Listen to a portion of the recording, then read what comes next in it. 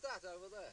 Well, as I was saying, here we are, Lamb. perfectly normal, pastoral setting, really. Panoramic view with lake over there, the odd little humble stone cottage, dotted among the fir trees, a few wild birds, Not bad rare for a studio species set, of is it? wild orchid, and 70s rock stars sitting on stones strumming guitars. 70s. 80s? No, 90s? it is, in fact, the latter that we're here to investigate. What, the 90s? No, the 70s rock stars sitting on stones. Now, Roy, I know this seems a very obvious question, but we are sort of 2,000 feet up here in where are we? Somewhere... Well, you were going to say we're 2,000 years old. Oh, we are. This is true. Where actually very are true. we? We're in the lakes, aren't we? Yeah, we're actually just on the border of Langdale. It's just where Langdale crosses into Blee Tarn. It's like no man's land, this, really. But you've dragged Jimmy along here for a bit of fell walking and things. Now, What? Funnily enough, I'd never imagined the two of you to fell. Have you actually done any fell? No, it's the first part, but carry on. He's a chain smoker, you see, so he cannot get to the top of, you know, this piece of rock here without actually... Coughing. Without actually the bronchitis. You see, takes over. what surprises me about the whole thing is that neither of the two of you seem to be the most kind of, I don't know, I never imagined you'd be that sort of... Athletic. Athletic. Prime physical fitness would hardly be the first. No, well, we were both born on the wrong side of the athletic line for that. I mean, you know... Now, Roy, how would you describe yourself? Someone who didn't know much You about did you it. and your music. How would you? Hey, how would I? Yeah. Craftsmanship. Who, Roy? And poetry. Yeah. How And philosophy. Yeah. How come you two are working together then? When did you think first meet? I Tell me think when you that first met. actually, I started in, I mean, I appreciate that you're trying to go faster than I'd like to go, Martin, but let me try and answer that question. I started middle B-boy. 60s-ish, and I tried at the time to do something that I've been trying to do ever since, and was trying to do a long time before that, which was to be a poet. And I eventually combined the two things, the writing with the naive, very naive guitar playing at the time as it was, and ended up within a very few years, a very short time, producing enough material to actually influence quite a lot of people who were coming up along behind me. Who did you influence then? What sort of people? Well, I don't really know, and I wouldn't like to really say. There are many people that would admit to being influenced by yours truly, but I'm not going to say who. See, there was a time, though, Roy, in the mid-70s, when it looked like you threatened to be enormously successful, and for some reason this success eluded you. Why do you think that was? My own idiosyncratic behaviour precludes me from international stardom, as it were, because all of a sudden I'd take a bend in the road and I go a different way. I know, I'm a sparrow in the gutter, really. I'm always going to be able to earn a living at what I do, so that it's not really imperative that I become a multimillionaire. What is it, Jimmy, then, that you've liked about this man? Because, I mean, we've seen very little of you for 5 years. What is it that's about this particular partnership that's... With Roy? Yeah, that's sort of, you know, this is the first thing you've actually done, really isn't it? enjoyable every time I've ever done it, you know? Right from the same old rock we first recorded, the two of us. Onwards, Yeah. you know. And we've done a lot of stuff ever since as well, you know.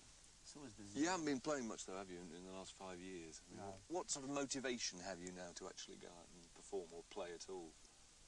Because I'm such a masochist, I'm trying to get as good as I was before I stopped. Are you not as good now, then? No, I'm better. You're better?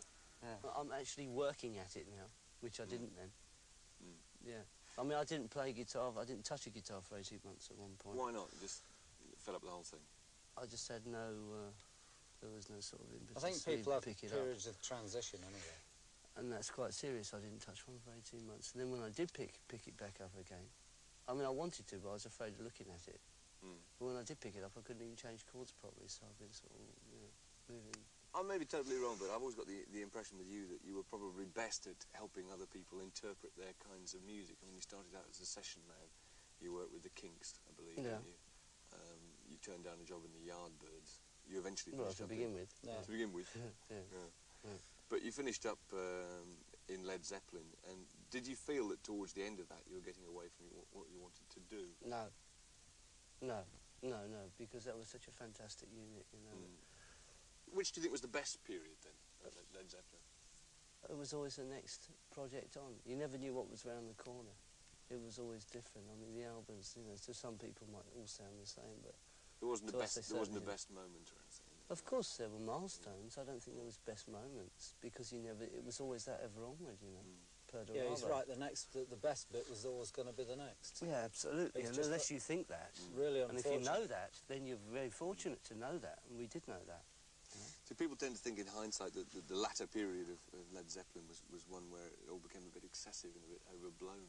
I wondered if it had strayed. It needed a bit. It needed of a rest, tour. perhaps. Well, it needed a tour, really, which is what it was just about to go on to. But I mean, But it would have been all right in another Sure few it would. months. It Sure would have it been. would. It was always something changing. different altogether. Yeah. It was just very unfortunate that Bonzo happened to have the accident that he did. What kind of music are you making together at the moment, the two of you? How would you describe it? I think that what I'd really like to do in this day and age right now would be to create something which was more live and more human and more down to earth than has been seen for the last 6 or 7 years. Right. You know, something that we can actually. That's why I wanted to come here right now, was to sort of create something which anybody can do. Out in, you know, you just sit down with 2 guitars and do it. You know, you don't need Bannock Goes to Frankie Bird. Oh, yeah. I think it's still verses and choruses like it was in 1960. Yeah. And with all the technology they've What got, and all the particular outspoken things? statements they make, I think they ought to come up with something special. Which particular groups are you talking about? Any of them, they all sound the same to me. All of them? Yeah, they just got different singers. And the singers, you know, Give if you me want to some listen example. to it, Give me some you example. can differentiate. Well, Bannock Goes to Frankie They all Bird. sound the bloody same, you know. They've all got computers. You know, why don't they come out, you know, with their batteries? Yeah, I No, mean, do you think what there's I'm something saying wrong is, with that I'll tell kind you what I'm saying is this. That they, you know, they had a field day because it was quite fashionable to knock bands that really worked on their instruments, you know. Yeah, it's as a craft, okay, and that's all it is, because you're nothing more than that, you know, it's a craftsman. But the fact is that when it comes down to it, what do they do? Verses and choruses. Well, that's the same as Herman's Hermits, as far as I'm concerned. And the pop charts at the moment sound like that to me. Jimmy, I've heard this rumour that you're forming some kind of group and intending to go out and play again. Yeah, we're doing verses and choruses. Verses and choruses, and no computers. Yes, we've got computers. You have. Who's in the group then? Hey, me. Apart from you. Oh, you really want to know? Yes, Oh, I do. come on, be fair, Mark. I mean, come on. Apart from you. Mark, it's not fair. Mark. Apart from you and Paul Rogers, for example, Yeah, who's in it as well. yeah. What are you called? We haven't got a name. Don't give that's too the much truth. away, will you? No, we haven't got a name.